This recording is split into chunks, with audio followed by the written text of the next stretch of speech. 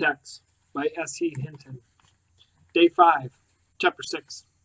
We stopped by a discount drugstore and picked up Mason's prescription.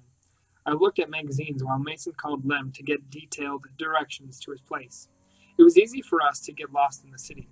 I couldn't make up my mind to look at Playboy or Western Horseman, so I looked at both. While I was reading about studs and halters and hindquarters in one magazine, pictures from the other kept flashing through my mind. I was choked, laughing. I know the guy behind the counter thought I was on something. Lem lived in an apartment in a part of town that was blocks of apartments. I don't see how people keep from getting lost in it. The apartments were called Southern Ivy, and he lived in Southern Ivy too. That was a section for people with kids. We walked through rows and rows of apartments. This is it, Mason said. I take his word for it, but how he could tell this doorway from any of the others, I didn't know. I tried looking in the window while Mason pushed the door buzzer, but the curtains were pulled shut. There was some scurrying around inside, like mice in a barn. Then Lem's voice said, "It's all right. It's them," and the door was unbolted. "Well, hi," Connie said. She was wearing hip hugger jeans and a short pink sweater. I thought girls were supposed to get fat after having a baby, but Connie looked the same as she used to, even a little curvier. "Come on in," Lem said, slapping each of us on the back. It was really neat apartment. I mean, nice. It wasn't exactly neat because clothes and diapers and stuff were laying all over everything, but I was used to messy housekeeping at home. "Have a seat." Lem shoved a bunch of clothes off the couch. "Want to see the baby?" Connie asked. She ran upstairs to get him before we could get "yeah" out of our mouths. "How about a beer?" Lem asked. Mason said, "No," and added, "He doesn't either." He was just trying to be a big shot, as usual. He knew I don't even care for beer anyway. "Coke?" "Sure." I followed Lem into the kitchen. They had a dishwasher and refrigerator and everything. Lem gave up looking for a clean glass and handed me a cold can of Diet Right. "How you been, kid?" "Fine," I answered. Something was different about Lem. I couldn't quite tell what it was. He looked out of place, taller and heavier than Mason, rangy as a steer. He looked just plain clumsy in this little kitchen. I thought about this time we were training his Appaloosa colt a year back. He hadn't been clumsy then. When we went back to the living room, Connie was trying to make Mason hold the baby. "Well, here, Tex, you hold him. He won't bite you." He handed him to me. I took him. It wasn't all that different from holding a puppy or a kitten. "Shoot, he's not much heavier than a basketball, and I never seen you drop one of them," Lem laughed at Mason. The baby was blonde like Connie, but had dark eyes like Lem, and it was funny to look at him because Lem had real heavy, bushy eyebrows like furry caterpillars, and that baby's eyebrows were way too dark for a baby. It looked like somebody had pasted them on him. I wondered when I had a baby if it looked like me or Jamie. "Wow, I bet you have fun training him," I said. "A kid is not a colt," Lem said. "In most cases," Mason said, looking at me. I gave the baby back to Connie. I didn't mind holding him, but it occurred to me that he probably wasn't housebroken yet. The phone rang. Lem went to answer it while Connie sat on the floor and talked silly to the baby, calling him "mother's precious darling" and junk like that. I hoped the baby wouldn't grow up thinking he had an idiot mother. "Yeah, I got it."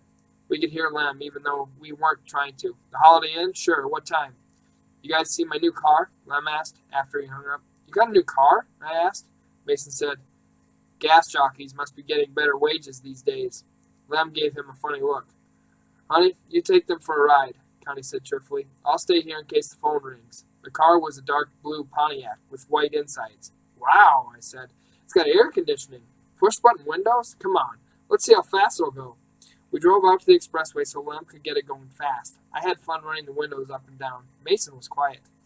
"I had an 8-track tape deck in here," Lem said, "but it got ripped off the first day. It's a bad neighborhood for things getting ripped off, but not bad for getting mugged or anything like that. Those apartments are brand new. Only a couple chicks lived there before we did." Mason was still quiet. Even when Lem took it up to 95, he would have never sat still for me doing that. Then he said, "What you dealing in, Lem? Grass, speed, horse?" I was so shocked. I couldn't believe I was hearing him right, but Lem seemed to know what he was talking about because after a minute he sighed and said, "Mostly grass and a little speed." Mason swore. Lem got a defensive look on his face. "Don't get high and mighty with me, Mason McCormick. It's a lot of easy money. I'm just a go-between. It ain't like I'm selling it out on the streets or something. I mean, I know who I'm dealing with." "Sure." Nobody could sound as contemptuous as Mason. It made me cringe. I reckon you don't use it either. No, I don't. Well, maybe a couple of hits of speed before a concert or a movie or something like that, just to make it better. Get your money's worth. But I ain't hooked on it. How about Connie? She's real careful, so one of us can stay straight for the baby. She uses a little speed to keep her weight down, but shoot, Mace the doctor would give her that. Anyway, I've seen you as high as anybody else. What about that party at Joe Ray's place? I didn't dare open my mouth, even though Mason's always tried to give me the impression that he's as pure as the driven snow when it comes to drugs. I could see he was in a mood to slug somebody. I never set up shopkeeping in it. What about the baby when he's older? He's going to think they're vitamins. Shoot, no. When he gets old enough to know what's going on, we'll quit. You are really stupid, Mason said. Lem's jawline went hard. Yeah? Well, it's a little easier for you.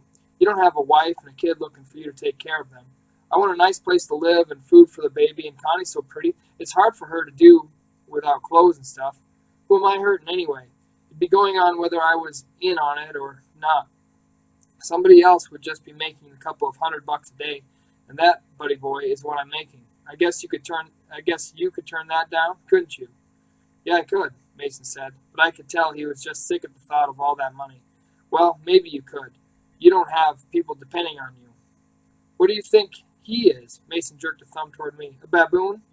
It ain't the same. Next year you'll be gone and Tex will have to learn to take care of himself. A kid is for life. We took an exit, went under the expressway, got back on going in the other direction. Shoot, Mace, Lem said finally. There's no need to get into a big hassle about it. Everybody is doing stuff like this. I'm just into a little more than most people. I could tell you about some guys in Garyville. It ain't any big deal. You'll think it's a big deal when you end up in McAllister, Mason said shortly, and Lem didn't try to talk to him again. When we got back to the apartment, we stood around by the car, awkwardly, not knowing what to say. You guys want to go get a pizza or something? Lem asked finally. No, Mason said. We better be getting back. I couldn't think of anything we had to be getting back for, and I could tell Mason couldn't either. Well, keep in touch, Lem said, and stuck out his hand. Mason shook it, but didn't say anything. I had a feeling he didn't want to keep in touch. In fact, this might be the last time he saw Lem. See you, kid. Lem nodded at me. Yeah, I said. I had a knot in my throat. Lem wasn't the kind of person you could cry over, but still, he had always been around, always been part of my life, and it's hard to let go of a part of your life.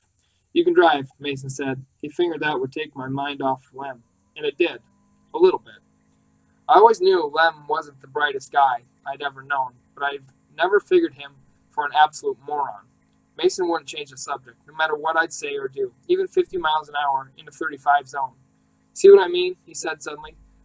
That's what messing around with a girl will get you. He's never going to get anywhere except prison, the way he's going now. He's just good and stuck, even if he did get out of Garyville. Man, I am never going to get stuck anywhere. I didn't think he was right, because if you were where you wanted to be, even married and a daddy and in Garyville, you weren't stuck. But I never was as good at arguing as Mason. But he did have kind of a point. I mean, the year Lem and Connie were going together, it was the romance of the century.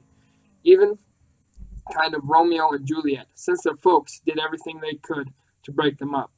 There was always some big dramatic scene going on, with Lem threatening murder and Connie running away. Everybody thought it was the neatest love thing going on in town, but nobody thought about them anymore because that was last year, and Mason was right about one thing. Lem didn't seem too happy.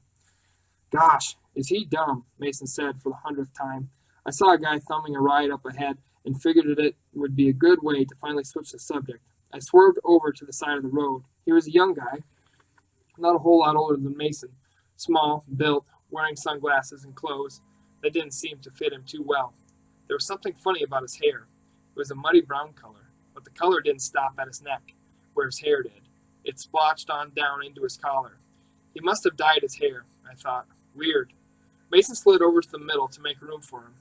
Where are you guys headed? He asked, slamming the door. Garyville, I said. Well, that's the right direction. How about you? Mason asked. State line.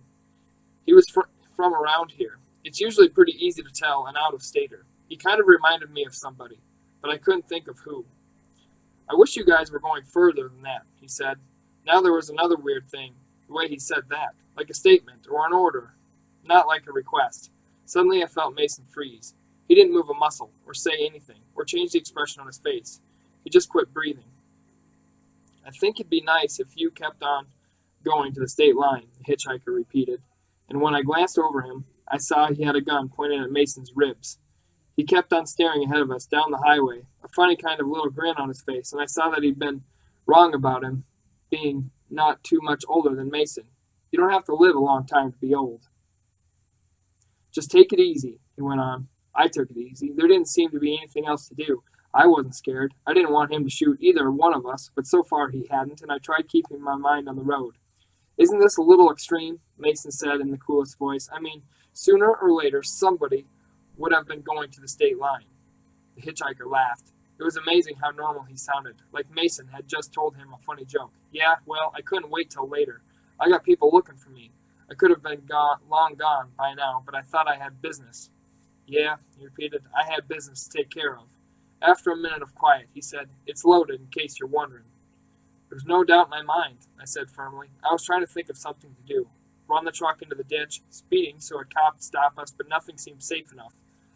I'll be up for murder one as it is now, the guy said. I didn't want him telling us too much. I figured the less we knew, the better.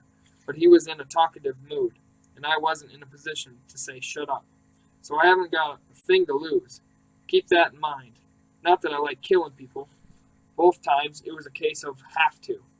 I'd like to keep it that way. I'm beginning to see how some get to liking it, though. I can see that. I could see Mason's face in the rearview mirror. I was glad he wasn't driving. His freckles were standing out like 3D. You guys ever been in prison? Nope, I said.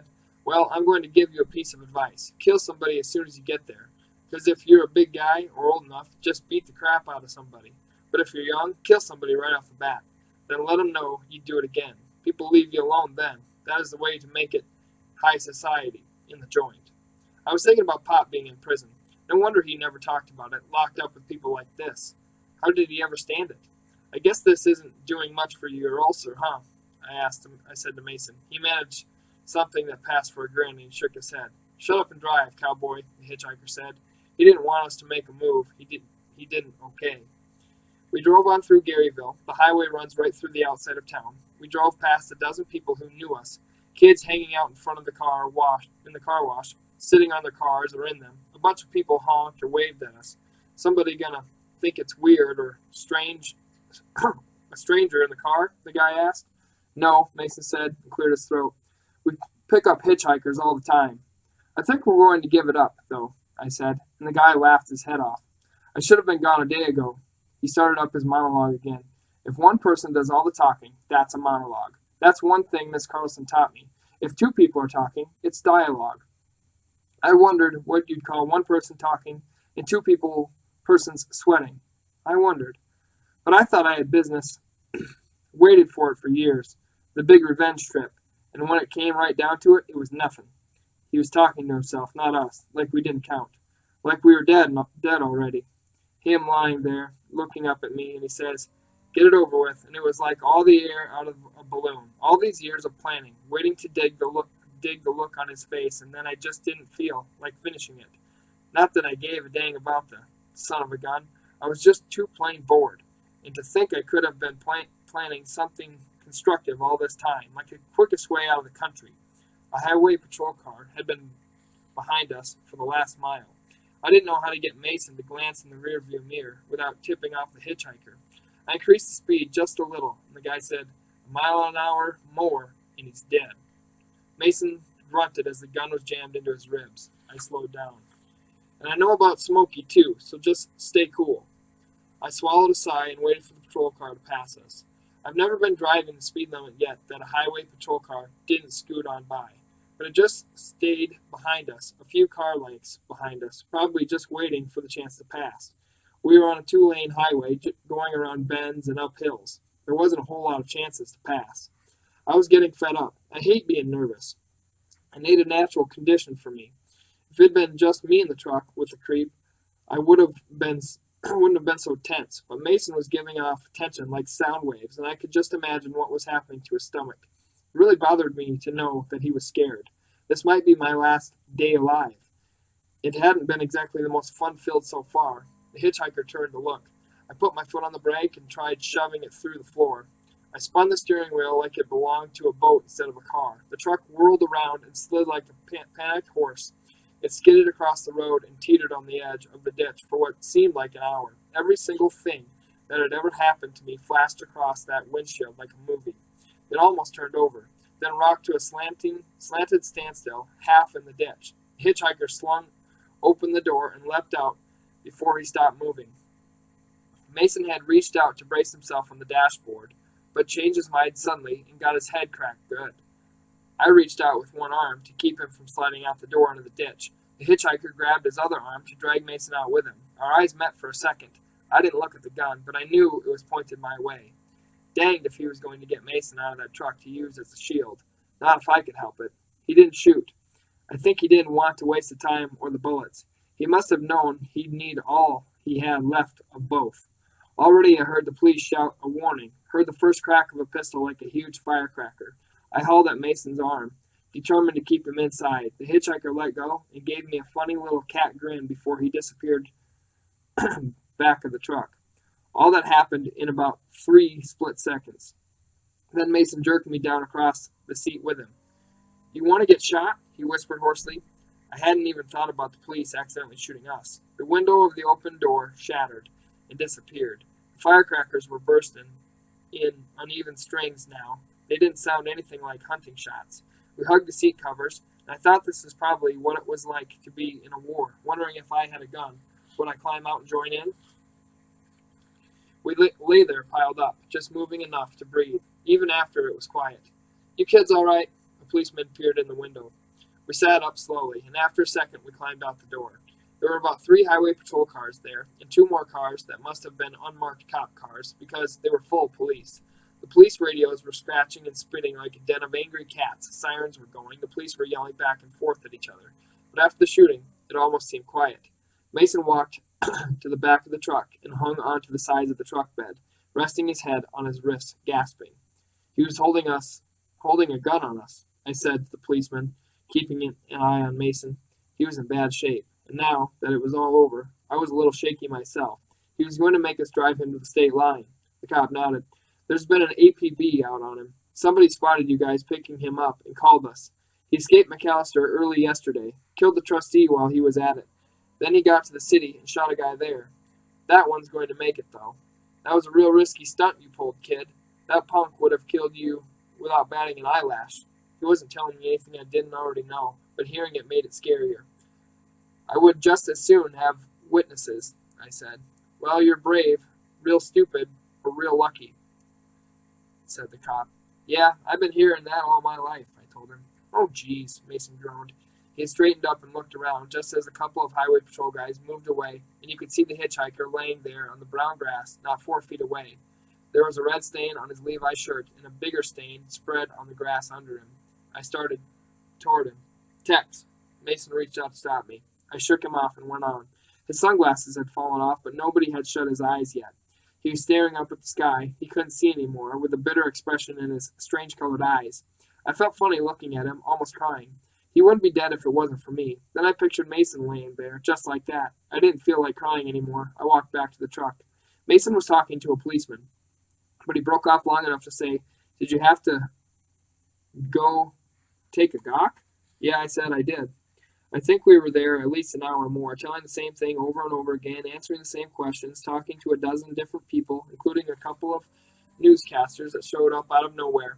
Any other time I'd been really excited about being on television, but it didn't seem important now. Mason stayed cool, but he had to work at it. Somebody kept trying to get us to go to the hospital. I couldn't figure out why. Mason had a bad-looking bruise on his forehead.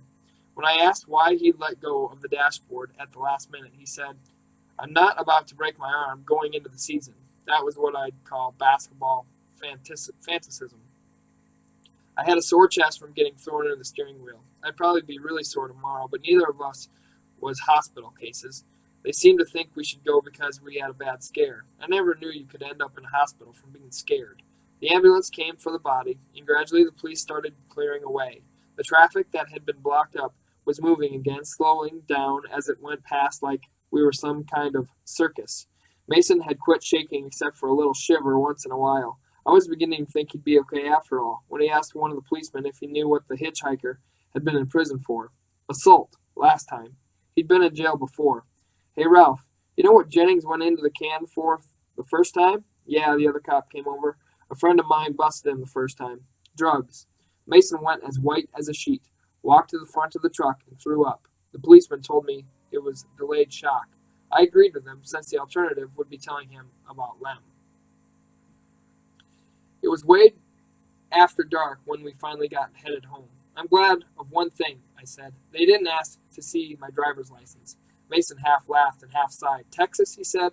Why did you have to go look after they'd killed him? It wasn't exactly a sideshow at the fair. I was shocked that he could think such a thing. What kind of creep did he think I was, anyway? I had to, I said, finally. Mason, I killed that guy as sure as if I'd pulled the trigger. I knew it when I ditched the truck. I couldn't just walk off like nothing had happened. I had to face what I did. You're not sorry? Well, I ain't sorry I'm alive, or sorry you're alive, and I figured that was my choice. Mace, something really bad must have happened to that guy. I mean, he was really a terrible person. Mason just nodded. It was a little bit later that he surprised me by saying, You don't think you could ever turn out like that? I thought a little bit before I answered. It sure was a time for thinking about things. Well, I don't think so, but then nothing really bad has ever happened to me. That's true, Mason said carefully. It was then I knew who it was that guy had reminded me of. It was me. Chapter 7. I called Johnny as soon as we got home to see if he could come over and watch the news with us. I wouldn't tell him why. He said he couldn't get out of the house, but he'd watch the news. I think he got the idea that I was going to be on it. I don't see what the big deal is, Mason said as I turned on the TV and sat as close to it as possible. He was really working hard at staying cool. It's not like you're starring in your own series or something. He was just as excited as I was, but he was knocking himself out not to show it. I'm glad I'm not like that. He sat down with me about 1 minute before 10. I hope they didn't get too much of the crummy truck in the film. Suddenly he paused. Do you think they're going to show that interview you did with that lady reporter? If they do, man, I'm going to kill you. I was hoping he'd forgotten about that. The lady reporter had asked me the same questions as the other ones, like, were you scared? How do you feel now? Did you think he would have killed you? Stuff like that. Then out of the clear blue sky, she said, where on earth did you get those dimples? And I said nervously, God gave me my face, but he let me pick my nose. I thought Mason would have a fit. And if they put it on television. The first of the news was just the usual foreign countries fighting. Then the newscaster said, here on the local scene, an attempted kidnapping left an escaped convict dead and 2 area teenagers shaken. I couldn't hear the rest of it. We were on television. There was me and Mason in the truck, half in the ditch, and the police standing around, and a quick shot of the body being loaded into the ambulance. Then the reporters asking us questions. I looked younger than I thought I did. Mason came off looking pretty cool. He sounded a lot calmer than he had been. My voice sounded funny. I didn't realize I had a drawl like that. There was a close-up of both of us, then it was over. Hey, I said. That wasn't very long. It was long enough, Mason said. Yeah, but the reporters were out there a long time just to get a couple of minutes of film. You'd think they'd want it to be a little longer. Kidnappings are a dime a dozen, May said. I could tell he was relieved. We didn't look as awful as he thought we would. They didn't say anything about you being a basketball player, I said. Too bad. As soon as the words were out of my mouth, the sportscaster came on and said, one of the 2 teenagers involved in the kidnapping was Mason McCormick, the Garyville basketball star. Fans will be relieved to know that Mason was uninjured and will be ready for the upcoming season. Huh, I said, looking at Mason. I guess you like that all right. He did his best to look cool. I guess so. I threw a sofa pillow at him, but missed because he got up to answer the phone. We were famous. Everybody we knew, and a lot of people we didn't, kept calling to ask us about being kidnapped. It took about 5 minutes of this to drive Mason up the wall. After that, I answered the phone. After 2 hours, I was so hoarse I couldn't talk anymore, so we took the phone off the hook for a while. I felt real funny.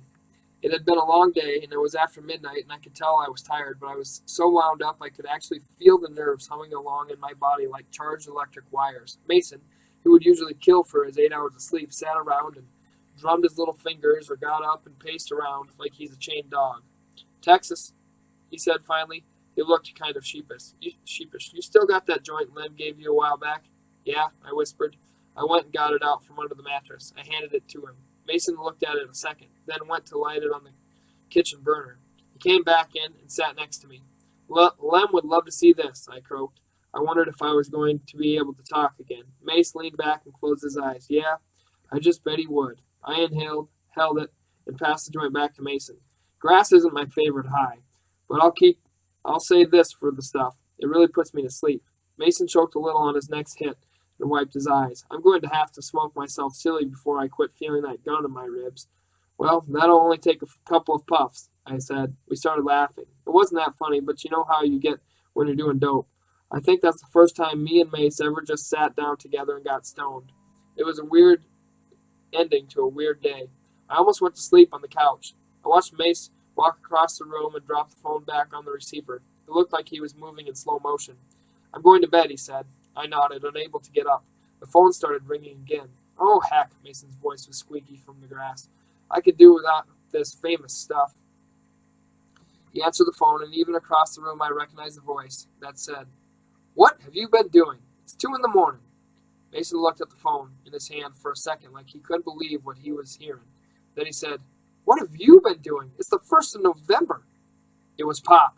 I stumbled across the room and tried to get the phone away from Mason, who kept brushing me off like a pestering fly. I was trying to shake the fuzz out of my ears. That dang grass had left my head so spacey it took a minute to hear what Mason was saying, trying to sound normal. Well, gee whiz. If I had known it all it'd take to get you to come home was getting kidnapped and almost murdered and 4-state news coverage, I'd arranged it a long time ago. I mean, wow, something as easy as that. His voice broke off. He was white and his hand was shaking till the phone was hammering against his ear. I grabbed the phone away. It's me now, Pop. Mason dropped onto the sofa and sat there staring straight ahead, one hand clutching the other in a white-knuckled grip. I watched him while I kept on talking. Yeah, he's okay. He's just shook up. You know how we had a rough day. You saw us on the news in Dallas. Wow. Yeah, we're okay. Don't pay any attention to that, Pop. You know how Mace gets when he's nervous. Listen, we found out today that he's got an ulcer, and Mason made an angry gesture for me to shut up, but I kept on going. Yeah, an ulcer. He's got to quit eating some stuff and calm down some. Yeah, I think it'd help if you were here. Tomorrow? Great. Yeah, he's still here. Mace? I held out the phone, but Mason shook his head. Well, Pop, he's kind of sick or something right now. I think his stomach is bothering him. Sure, I'll tell him. See you tomorrow. Bye. I danced around the room, whooping. Then I stopped. What's wrong with you? Aren't you glad he's coming home? Who cares? Mason said. It's not any big deal. His voice was shaking, and if it'd been anybody else besides Mason, I'd have sworn he was about to start crying. We just happened to cross his mind because he saw us on the news. Just a little reminder. His voice broke off, and I sat down next to him. He was really upset. Hey, I said, it's going to be okay now. Everything's going to be great. He just shook his head. It's not going to be the big deal you think it is. You'll see. You'll see.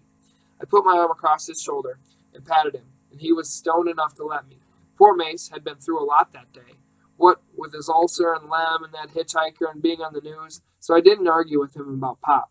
He was wrong, though. I was pretty sure he was wrong. I hear a car coming. I went to the front door to look for about the 200th time that day. Even if he left at 6 in the morning, which isn't likely, he couldn't be here this quick, Mason told me. He was making a big show out of his being unconcerned. He was driving me nuts. You don't believe he's going to show up, do you? I said, still watching the door. Maybe he will, maybe he won't. Who cares? Man, you were on his case because he didn't come home, and now you don't care if he does. Make up your mind, will you? Mason didn't say anything. Mason, I said, I thought you said it wasn't likely that he left at 6 this morning. Mason looked at me. I was laughing at him.